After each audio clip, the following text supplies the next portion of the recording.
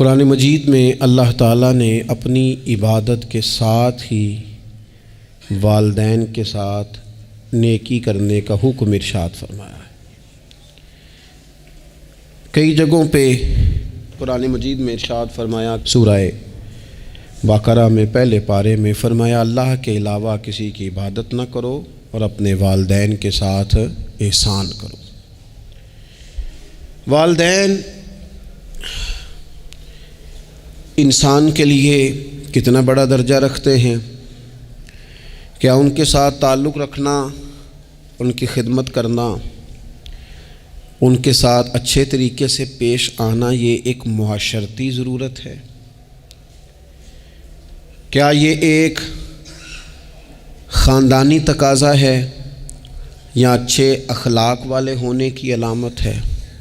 نہیں، بلکہ یہ ایک دینی، روحانی اور ایمانی ضرورت ہے۔ کیوں کہ نبی اکرم نور مجسم صلی اللہ تعالیٰ علیہ وسلم سے جب پوچھا گیا تھا کہ یا رسول اللہ صلی اللہ تعالیٰ علیہ وسلم ماں باپ کیا ہیں، ماں باپ کے بارے میں کچھ فرمائیے، تو حضور نے فرمایا تمہاری جنت بھی ہیں اور تمہارے لیے دوزخ بھی ہیں۔ اگر تم ان کے حقوق اچھے طریقے سے ادا کرنے میں کامیاب ہو جاتے ہو، اگر تم ان کے ساتھ اخلاق عالیہ کا رویہ رکھنے میں کامیاب ہو جاتے ہو، اگر تم ان کے ساتھ محبت کا سلوک کرتے ہو، ان کو خوش کرنے میں کامیاب ہو جاتے ہو، شریعت اسلامیہ نے جو ان کے حقوق متعین کیے اگر وہ تم ادا کر لیتے ہو تو تمہارے لیے جنت ہے، اور اگر تم ان حقوق کو ادا کرنے میں ناکام رہتے ہو تو پھر تمہارے لیے دوزخ ہے۔ تو یہ ایک دینی، روحانی، ایمانی ضرورت ہے، اس کا ہمیں احساس ہونا چاہیے۔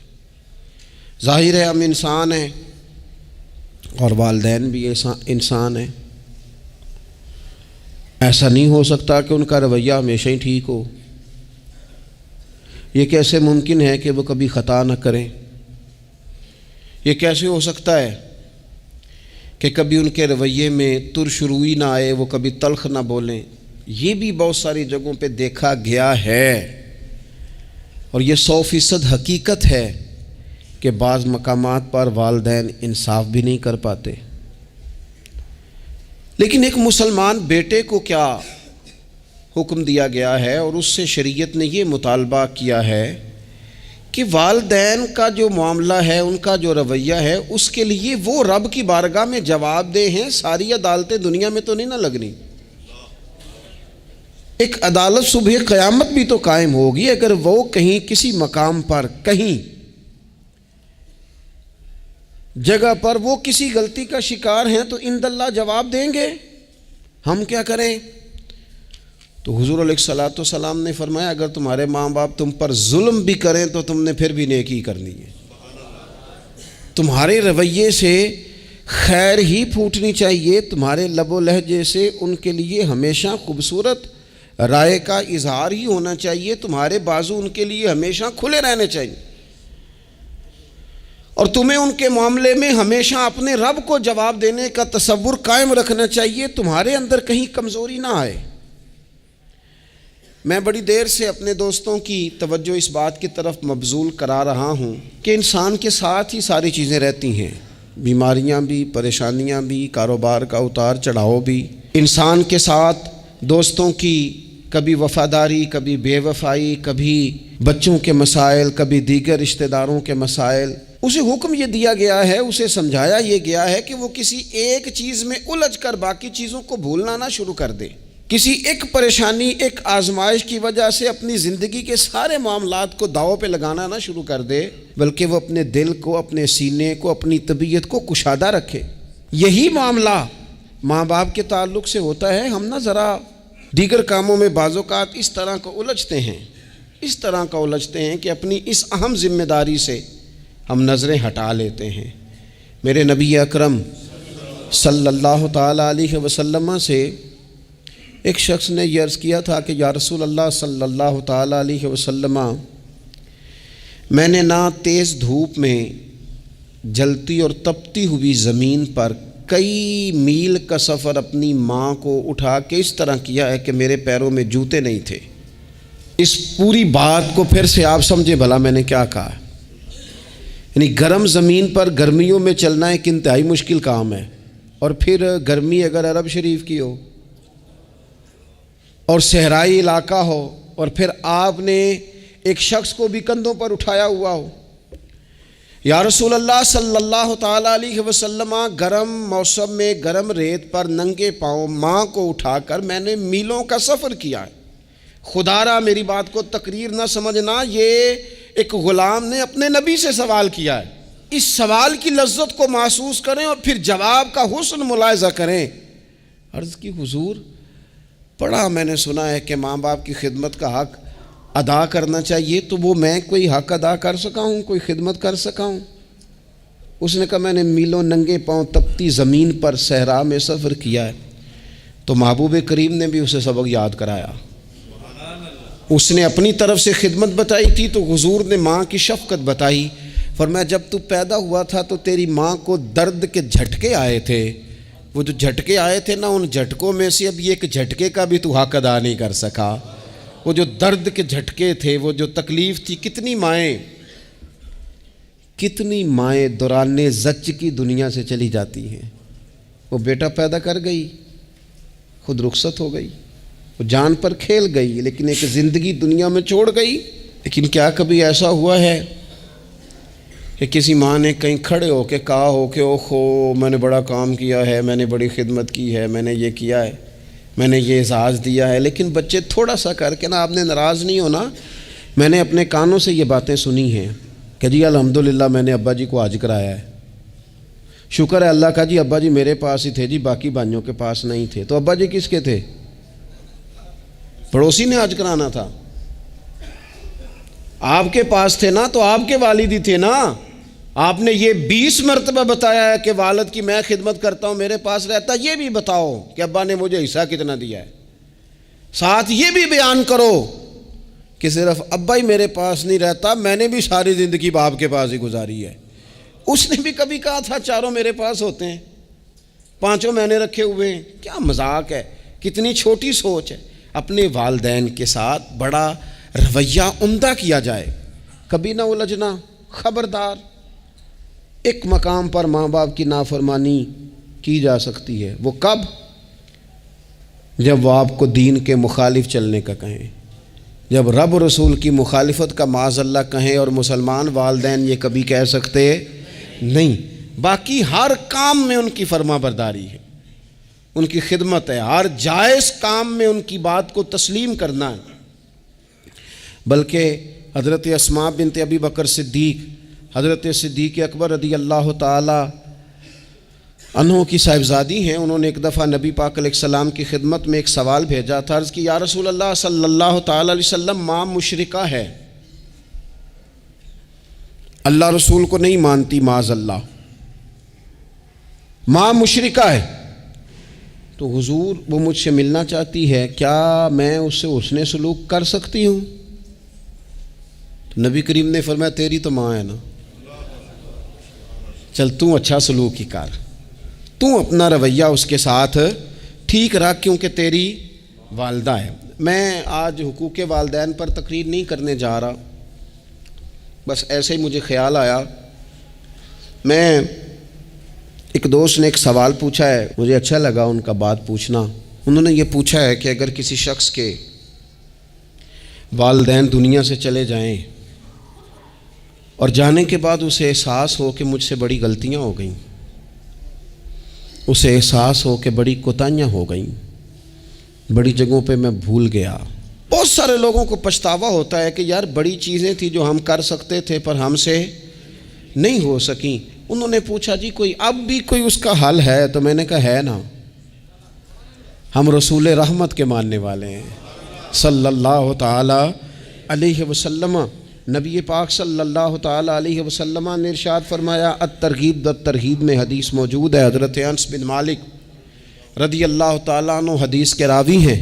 اللہ کے پیارے حبیب علیہ الصلاۃ والسلام نے فرمایا جس بندے کے والدین یا دونوں میں سے کوئی ایک انتقال کر جائے اور وہ معاذ اللہ ان کا نافرمان ہو، تو فرمایا پھر ان کے لیے دعا کرتا رہے، استغفار کرتا رہے، کرتا رہے کرتا رہے کرتا رہے، امید ہے اللہ اسے نیکوکاروں میں لکھ دے گا، وہ فرما برداروں میں آ جائے گا۔ شرط یہ ہے کہ وہ ان کے لیے استغفار کرے، دعائے مغفرت کرے، اب ان کے لیے وہ اب ہی شروع کر دے ان کو یاد کرنا، اب ہی اس مقام پر آ جائے، ابھی کچھ سوچ لے، تو اللہ تعالیٰ کی بارگاہ سے کرم کی امید ہے کہ اللہ اس نے جو زندگی میں اس سے غلطیاں ہو گئی، رب اس کی ان غلطیوں کو معاف کر دے گا۔ روز استغفار کرے۔ ایک دوست نے مجھ سے ایک دفعہ پوچھا تھا کہ حضرت صاحب والدین چلے گئے ہیں، ان کے لیے کیا کروں؟ تو بڑی بڑی چیزیں بھی کی جا سکتی ہیں، لیکن میں نے اپنے اس محبت والے دوست کو یہ محبت والا مشورہ دیا تھا کہ میں چونکہ آپ کو جانتا ہوں آپ نماز میں کوتاہی کرتے ہیں، آپ نہ نماز پڑھنی شروع کر دیں۔ وہ کہنے لگے جی وہ تو میں پڑھوں گا، والدین کے لیے کیا کروں؟ میں نے کہا نماز پڑھیں، ہر نماز کی آخری رکعت میں کہو گے نا ربنا اغفر لی ولیوالدی، کہو گے نا ہر نماز میں، تو کتنا بڑا اجر ملے گا آپ کے والدین کو۔ اور پھر وہ سارا اسلوب کہ پہلے آپ نے قیام کیا، پھر آپ نے رکوع کیا، پھر آپ نے سجدہ کیا، پھر آپ اتحیات میں بیٹھے، پہلے آپ نے اللہ کی بارگاہ کے اندر اس کی عبادت کرنے کا دھم بھرا، پھر اس کی وحدانیت کی شہادت دی، پھر اس کے محبوب پر درود پڑھا، اتنے سارے کام کر کے اب آپ نے آخر میں کہا ربنا اغفر لی ولیوالدی، یا اللہ مجھے بخش دے اور میرے والدین کو بخش دے۔ تو بتائیے اللہ کتنا کرم فرمائے گا۔ تو اپنے والدین کے لیے ان کے جانے کے بعد بہت ساری چیزیں ہیں، کفن دفن کا بندوبست کیا جائے، جنازے کا اہتمام کیا جائے، لیکن کچھ چیزوں کو نبی پاک علیہ الصلاۃ والسلام نے ذرا توجہ سے ہمیں سمجھایا ہے اور ہماری بار بار توجہ دلائی ہے۔ ایک شخص نے عرض کیا تھا یا رسول اللہ صلی اللہ تعالیٰ علیہ وآلہ وسلم کہ میرے والدین دنیا سے چلے گئے ہیں تو کیا اب بھی میں ان کے ساتھ کوئی بھلائی کر سکتا ہوں؟ اچھا پہلے میں آپ سے ایک بات عرض کروں، ہمیں موقع ملتا ہے ختمات شریف پہ جانے کا، اصال ثواب کی مجالس میں حاضری کا، اور پھر اللہ تعالیٰ یہ بھی موقع دیتا ہے کہ بعض اوقات مسلمانوں کے لیے دعا کرتے ہیں اور ہمارے ذمے لگا دیا جاتا ہے کہ جناب اتنا اصال ثواب کرنے کے لیے اہتمام کیا گیا ہے تو یہ آپ کر دیں۔ تو ہم پتہ کیا کرتے ہیں، ہم کہتے ہیں کہ جناب جانے والے کا نام بتاؤ، نام بتاتے ہیں تو ہم فلاں بن فلاں کہہ کے جو نام بتایا جاتا ہے ان کے لیے دعا کر دیتے ہیں، لیکن جب والدین کے لیے دعا کرتے ہیں پھر نام تو نہیں نہ لیتے، پھر کیا کہتے ہیں یا اللہ میرے والد کو بخش دے، میری والدہ کی مغفرت۔ اس کا مطلب ہے وہ دنیا سے چلے گئے، آج بھی ماں باپ ہیں، وہ رخصت ہوئے، انہوں نے پردہ کیا، ان کی روح کا رشتہ ٹوٹا ہے پر تیرا رشتہ ان کے ساتھ آج بھی قائم ہے، تیرا تعلق ان سے ٹوٹ سکتا، وہ تیرا تعلق، میں نے ایک دفعہ پہلے بھی کہا تھا، میرا بیٹا شاید قد میں مجھ سے تھوڑا اونچا ہو گیا ہو اور اللہ تعالیٰ نے مجھے بڑے محبت والے سنگی دیے، میں نے اپنی حیثیت اہمیت سے بڑھ کر دنیا میں محبت پائی، لیکن میں نے اپنی زندگی میں سب سے زیادہ اپنے والد کی کمی محسوس کی، بڑی محسوس کی۔ ابھی بھی کبھی کبھی سوچتا ہوں کہ کچھ باتیں صرف ان سے ہو سکتی ہیں، کسی اور سے نہیں ہو سکتی۔ کبھی کبھی محسوس ہوتا ہے کہ ان کے دامن کے اندر ٹھنڈ کے موقع پر نگ ملتا تھا اور گرمی کے موقع پر ٹھنڈی ہوا آتی تھی۔ یہ خاص انہی لوگوں کا وطیرہ ہے، یہ انہی کا خاصہ ہے، پتہ نہیں اللہ نے کس طرح ان لوگوں کو بنایا ہے اور کس طرح کا یہ رشتہ بنایا۔ تو نبی اکرم صلی اللہ تعالیٰ علیہ وسلم کی خدمت عالی مرتبت میں عرض کیا، صحابی نے سنن ابو داؤد شریف میں حدیث ہے، عرض کی یا رسول اللہ صلی اللہ تعالیٰ علیہ وسلم میرے والدین چلے گئے تو کیا میں ان کے جانے کے بعد بھی ان کے لیے کچھ کر سکتا ہوں؟ تو نبی پاک نے 5 باتیں ارشاد فرمائیں۔ فرمایا ہاں، ایک تو ان کے لیے دعا مانگا کر، دوسرا اللہ کے محبوب نے فرمایا ان کے لیے استغفار کیا کر، تیسرا رسول کریم علیہ السلام نے فرمایا اگر انہوں نے کسی سے کوئی وعدہ کیا تھا تو اسے پورا کر دے، اگر تجھ سے ہو سکے، اور رسول کریم علیہ السلام نے فرمایا اگر ہو سکے تو ان کی طرف سے صلہ رحمی بھی کر، یعنی ان کے رشتہ داروں سے اچھا سلوک کر، اپنے چچاؤں کے ساتھ تو نیکی کر، اور اگر تیری والدہ کی طرف سے تو نیکی کرنا چاہے تو اپنے ماموں کے ساتھ، خالاؤں کے ساتھ تو اچھا سلوک کر، اور پھر 5ویں نمبر پر محبوب نے فرمایا اپنے والد کے دوستوں کی تعظیم کر، ان کے لیے تیرے دل میں اچھے جذبات ہوں، تو اکرام کر دوستوں کا۔ اور والد کے دوستوں کے اکرام کا تو اتنا بڑا درجہ ہے کہ حضرت ابو بردہ رضی اللہ تعالیٰ عنہ تشریف لائے مدینہ طیبہ میں۔ حضرت ابو بردہ مدینہ طیبہ میں تشریف لائے تو حضرت عبداللہ ابن عمر رضی اللہ تعالیٰ عنہ ان سے ملنے پہنچ گئے فٹافٹی۔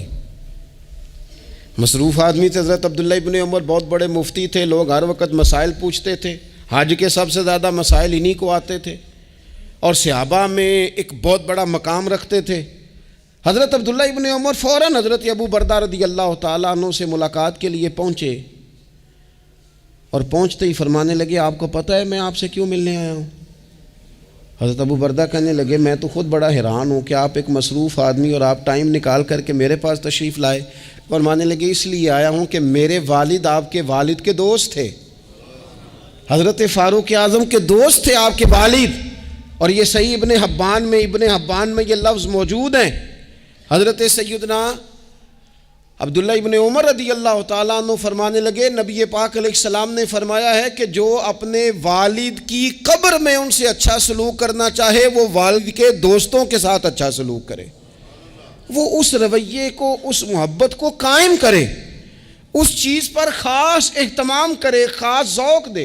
ہمارے ہاں نا جی ہم جلدی سے مصروف ہو جاتے ہیں اور اپنے دوستوں کو زیادہ ٹائم دیتے ہیں، اپنا آنا جانا، اپنا اٹھنا بیٹھنا، اپنے شب و روز ان میں ہم زیادہ وقت گزارتے ہیں۔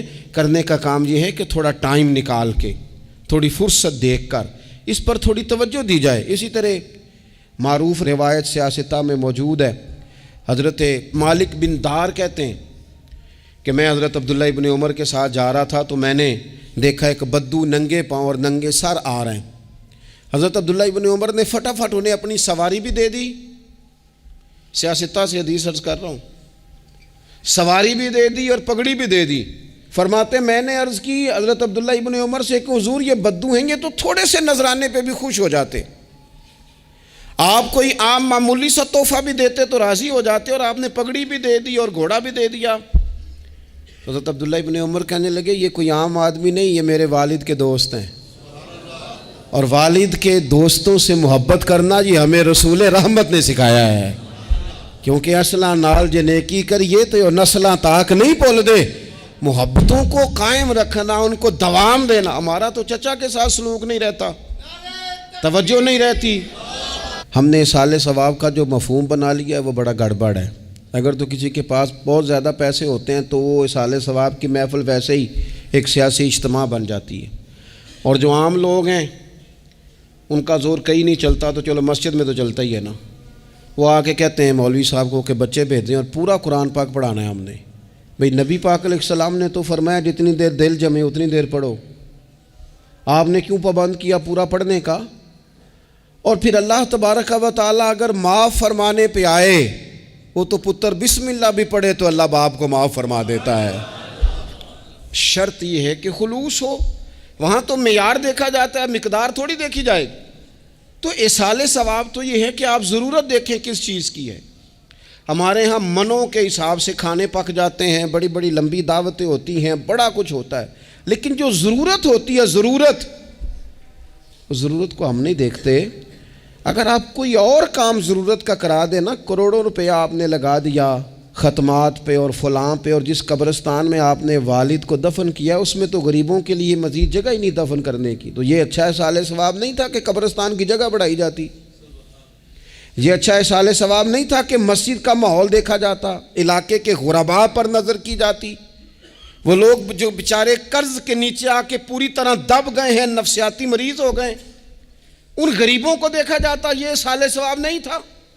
آپ دیکھیے حضرت سعد رضی اللہ تعالیٰ عنہ نے حضور کی بارگاہ میں عرض کی، یا رسول اللہ صلی اللہ تعالیٰ علیہ وآلہ وسلم، میری ماں ایک غلام آزاد کرنا چاہتی تھی، اگر میں ان کی طرف سے وہ غلام آزاد کر دوں، موطا امام مالک میں روایت موجود ہے، اب غلام آزاد جب آپ کر دیتے تھے نا، آج کل تو غلام بکتے نہیں، لیکن ایک قسم غلامی کی آج بھی ہے، بتا دوں آپ کو، وہ جو بندہ ایڈوانس نہیں لے لیتا بیچارہ 4 لاکھ روپیہ،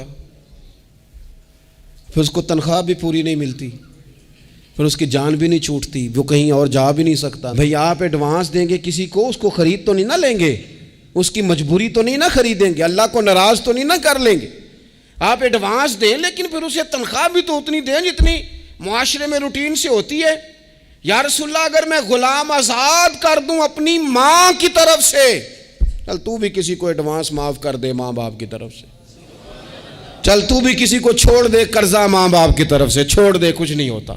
رسول کریم علیہ السلام کی بارگاہ میں عرض کی حضرت سعد نے، یا رسول اللہ صلی اللہ تعالی علیہ وسلم اگر میں اماں کی طرف سے غلام آزاد کروں تو ماں کو ثواب ملے گا؟ حضور نے فرمایا کرنا، ملے گا نا تیری ماں کو ثواب، کرنا، تم یہ سال ثواب، یہ والا سال ثواب کرنا۔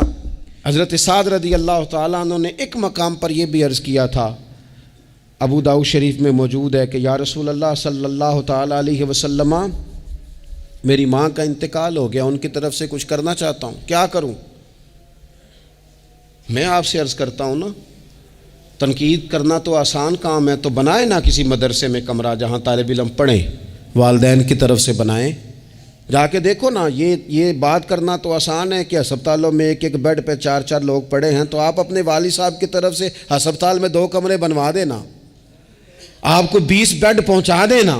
آپ جا کے بات کریں کسی ٹرسٹ والے سے اور کسی سرکاری ہاسپٹل والے سے کہ لائنوں میں لگے ہوئے ہیں لوگ، ہارٹ کا پیشنٹ جو بیچارہ قریب ہو جاتا ہے موت کے اور اس کا ٹیسٹ ہی نہیں ہو پاتا، مشینیں نہیں چلتی، تو آ کے پڑھے نا۔ کیا یہ کام نہیں ہے دور بیٹھ کر تنقید کر دینا اور تھوڑی دیر تبصروں کا مزہ لے کے چپ کر دینا؟ یہ تو کوئی بھی کر لے گا، لیکن عملی اقدام کس نے کرنا ہے؟ حضرت سعد نے عرض کی حضور اماں چلی گئی ہے، ان کے لیے کیا کروں؟ تو شارحین حدیث کہتے ہیں شاید میٹھے پانی کے کنووں کی بعض جگہوں پہ کمی تھی، کریم نے فرمایا پانی کا احصال ثواب کر۔ حضرت سعد نے اماں کی طرف سے پورا کنواں کھدوایا اور حضور نے نام رکھا، فرمایا یہ سعد کی ماں کے نام کا کنواں ہے، تو کر دیں اماں جی کے نام پر کوئی خیر کا کام۔ اگر اور کچھ نہ ہو سکے تو اگر گلی ہم نے تنگ کر دی ہے نا تو ابا جی کی طرف سے وہ کشادہ کر دیں، اس کا بھی ثواب ہوگا انشاءاللہ۔ 4 فٹ جگہ چھوڑ دیں تاکہ لوگوں کو آنے جانے میں آسانی ہو۔ جہاں جہاں آپ لوگوں کے لیے خیر کریں گے اس پہ اللہ اجر عطا کرے، تو احصال ثواب کی یہ والی صورتیں بھی اختیار کریں۔ پھر ٹائم نکال کر والدین کی قبر پر جائیں اور وہاں حاضری دیں۔ جو لوگ مزارات پر جانے کے شوقین ہیں وہ ضرور جائیں، میں بھی جاتا ہوں، اور میں آپ کو پہلے بھی کہہ چکا ہوں، میں داتا صاحب رحمۃ اللہ علیہ کبھی بھی اس طرح نہیں گیا کہ میں جلسے پہ گیا ہوں، محفل پہ گیا ہوں، کسی کام گیا ہوں تو حاضری دے لوں۔ میں سمجھتا ہوں یہ ٹھیک نہیں ہے، میں تو داتا صاحب اسپیشل جاتا ہوں، میں تو حضرت بابا صاحب بھی جب جاتا ہوں تو اسپیشل جاتا ہوں، اور میں جاتا بھی ہوں تو ان کی خدمات دینیہ کو، ان کی عظمتوں کو سلام کرنے جاتا ہوں۔ میں تو فیوزات روحانیہ کے لیے جاتا ہوں، ایز اے خاص جاتا ہوں، حاضری دیتا ہوں، یہ بڑا کمال بات ہے۔ لیکن آپ کو ایک بات عرض کروں، یہ اللہ والوں کے مزارات ہیں، ان پر ضرور جانا چاہیے، لیکن ایک بات یاد رکھنا، ہر بیٹے کے لیے اس کے باپ کی قبر مزار ہے، ہر بیٹے کے لیے اس کی ماں کی قبر مزار ہے، اس پر بھی حاضری دو۔ حاضری کا مزاج بناؤ، یہاں جا کر کے نا حاضری دے کے آؤ۔ میں قبرستان سے نکل رہا تھا تو ایک دوست نے مجھے کہا کہاں ہیں؟ میں نے کہا میں اپنے والد صاحب کی قبر پہ حاضری دے کے آ رہا ہوں۔ کہنے لگے ان کا مزار کہاں ہے؟ میں نے کہا وہ آپ کے لیے تو کوئی روایتی مزار نہیں ہے، وہ میرے لیے مزار ہے، کیونکہ میرے والد ہیں نا، وہ راضی ہوں گے تو رب راضی ہوگا۔ والدہ کے لیے نبی پاک نے فرمایا اس کے پیروں کے نیچے جنت ہے، تو جس کے پیروں کے نیچے تیری جنت ہے، بتاؤ اس کی قبر تیرے لیے مزار نہیں؟ اس کی قبر تیرے لیے باعث فیوز و برکات نہیں؟ تو نبی پاک صلی اللہ علیہ وسلم نے فرمایا ایک روایت میں، جو ہر جمعے والے دن اپنے والدین کی قبر پہ جائے گا، اللہ تبارک و تعالی جانے والے کی بھی بخشش فرما دے گا۔ تھوڑا سا نا مخصوص سا ٹائم نکالیں، کچھ تھوڑا سا ارادہ کریں، حاضری کا پروگرام بنائیں۔ ایک بات اور عرض کرنی ہے یہاں، اس کو میں بڑا ضروری سمجھتا ہوں آخر میں آپ کی خدمت میں عرض کرنا۔ ایک بات اچھی طرح سے طے کر لینا، کچھ چیزیں ایسی ہوتی ہیں جو ادھار ہوتی ہیں، کچھ ایسی ہوتی ہیں جو نقد ہوتی ہیں، بالکل نقد، ان میں ادھار نہیں ہوتا۔ وہ کہتے ہیں نا جی ہم جی ادھار کا کاروبار نہیں کرتے، ہمارا سارا کاروبار کیش کا ہے، ہم بالکل ایک ہاتھ دے دوسرے ہاتھ لے، ہمارا یہ سلسلہ ہے، ہم بالکل جو ہے نا کسی قسم کا کریڈٹ پہ نہیں چلتے۔ میں آپ سے عرض کروں، نبی پاک علیہ السلام نے فرمایا کسی جرم کی سزا اللہ تعالیٰ دنیا میں نہیں دیتا اتنی جلدی۔ بہت ساری سزائیں رب نے روک دی ہیں، قیامت کو دی جائیں گی۔ اللہ تعالیٰ سب سزاؤں سے ہی ہمیں محفوظ فرمائے، لیکن فرمایا والدین کی نافرمانی ایسا جرم ہے جس کی دنیا میں بھی سزا ملتی ہے، دنیا میں یہ طے ہے۔ حضور علیہ الصلوۃ والسلام نے کبھی کسی شخص کے لیے دعائے ضرر نہیں کی۔ حضور نے تو کبھی یہ بھی نہیں کہا، جو پتھر مار رہے تھے کہ یہ تباہ ہو جائیں، برباد ہو جائیں، ان کی ناک خاک آلود ہو جائے، لیکن سیڑھیاں چڑھتے ہوئے جو مشہور حدیث ہے، محبوب نے آمین کہا، اور پھر حضرت جبریل نے جب 3 لوگ بتائے تو ان میں ایک بندہ وہ تھا، حضرت جبریل امین عرض کرنے لگے یا رسول اللہ صلی اللہ تعالیٰ علیہ وسلم، جس نے اپنے ماں باپ دونوں یا کسی ایک کو بڑھاپے میں پایا اور پھر ان کی خدمت کر کے جنت حاصل نہ کر سکا، اس کی ناک خاک آلود ہو جائے، تو حضور فرماتے میں نے بھی کہا آمین، ہو جائے، اسے ہو ہی جانا چاہیے۔ یہ شخص اس طرح کا ہے کہ اسے خاک آلود ہو ہی جانا چاہیے۔ کبھی بھی زندگی میں اپنے والدین، کیا ہمیں دعا سکھائی قرآن پاک نے، کہا وَقُرْ رَبِّ ارْحَمْهُمَا كَمَا رَبَّيَانِي صَغِيرًا۔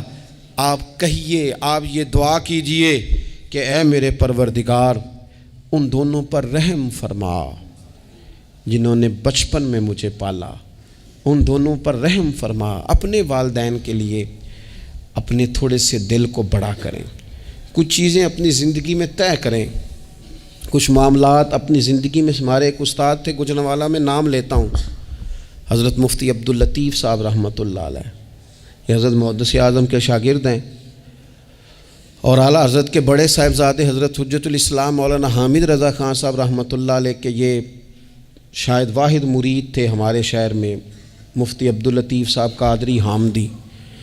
گوجرانوالہ میں شاید کوئی شخص ہو جس نے گوجرانوالہ میں پڑھا ہو تو وہ حضرت کا شاگرد یا شاگرد کا شاگرد، یہ ان کی زندگی تھی۔ ان کی والدہ کی بڑی لمبی عمر ہوئی تو ان کے بعض کلاس فیلو نا، استاد صاحب کہتے ہیں مجھے مذاق کرتے ہیں، وہ کہتے ہیں رات کو محفل پہ آنا ہے تو استاد جی کہتے ہیں میں امی سے پوچھ کے بتاؤں گا، تو کہتے آپ کیا بات کرتے ہیں، اتنی آپ کی عمر ہو گئی، بچے آپ کے بڑے ہیں، پوتے آپ کے، پوتیاں نوازے، اور ابھی بھی امی سے۔ فرماتے اماں بوڑھی ہیں، ضعیفہ ہیں، میں نہیں نہ ہوتا تو پریشان ہو جاتی ہیں، دیر سے آتا ہوں تو سو نہیں پاتی، امی سے پوچھ کر بتاؤں گا۔ او دوستو، یہ لوگ شاید آج اسی لیے ان کے مزارات سے خوشبو زیادہ آتی ہے، شاید اسی لیے لوگ ان کا نام ممبروں پہ لیتے ہیں، جمعوں میں تذکرے کرتے ہیں، شاید اسی لیے ان کے لیے دعائیں زیادہ ہوتی ہیں، شاید اسی لیے ان کی اسناد زیادہ چلتی ہیں۔ کیا میرے رسول کریم نے فرمایا، حضور نے فرمایا صحابہ اگر میری والدہ موجود ہوتی نا اور میں تمہیں نماز پڑھانے آتا اور میں سورہ فاتحہ پڑھ لیتا اور میری ماں پردہ سرکا کے کہتی بیٹا ذرا میری بات سننا، تو فرمایا اللہ کی قسم نماز توڑ کے اپنی اماں کی بات سن کے آتا۔ آپ میری بات کو سمجھیں، اس مفہوم کو اپنی زندگی میں پیدا کریں، اور بالخصوص والدین رخصت ہو جائیں تو پھر تو زیادہ حق بنتا ہے کہ ہم تھوڑا اور زیادہ محتاط ہو جائیں۔ عرض یہ کرنا چاہتا تھا کہ جتنا ذکر آپ کے بچے آپ کے منہ سے اپنے والدین کا سنیں گے اتنا ہی وہ کل آپ کا کریں گے، جتنا وہ آپ کے ساتھ آپ کے والدین کی قبروں پہ جائیں گے اتنا ہی کل کو وہ آپ کی قبر پہ جائیں گے، جتنا وہ آپ کو دیکھیں گے اپنے والدین کے لیے سال ثواب کرتا اتنا ہی وہ آپ کے لیے کریں گے۔ یہ جو ہم کہتے ہیں نا بچے بعد میں دے دیں گے، پتر اتنے پیسے دے دینا میرے والوں، کوئی نہیں دینے انہوں نے، اس لیے کہ انہوں نے آپ کو اپنے والدین کی طرف سے کوئی صدقہ کرتے نہیں دیکھا تو وہ آپ کی طرف سے کیوں کریں گے جی؟